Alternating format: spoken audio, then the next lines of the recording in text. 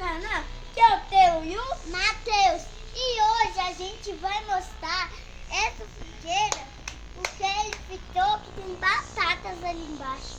Nós estamos assando batata doce. É doce? Batata doce, a gente tá assando. Cadê a batata? Tá lá debaixo da fogueira, ó, galera. Galera, ele tá amassando. Vocês já fizeram batata doce, galera? Tem que ser com os pais, tá?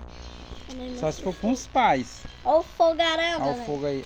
Joga lenha no fogo, joga lenha no fogo. Não pode fazer fogueira sem os pais presentes. Aqui, ó, galera. Ó, a madeira de... Eita. Vamos jogar aí. Caraca, a madeira caiu em pé. Matheus, aí tem prego. Pisa aí tem prego. Nossa!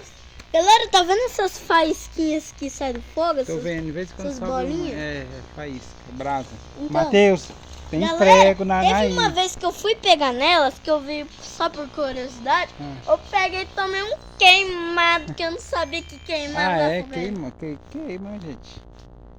Pois Galera, é. isso aí tá parecendo os poderes Aí, daqui a do... pouco a Galera, vocês sabem o filme do Quarteto Fantástico? Tá parecendo os poderes do Tocha, mano, que é bom. gente... Matheus, empurra aquele pauzão ali. Empurra ele um pouquinho mais pra frente. Empurra aí, Telho. Mais pra frente? É.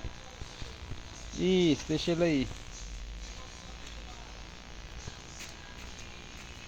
Vamos jogar esse aqui e esse aqui. Esse aqui e esse aqui. Ixi. Deixa essa coisa lá, Matheus.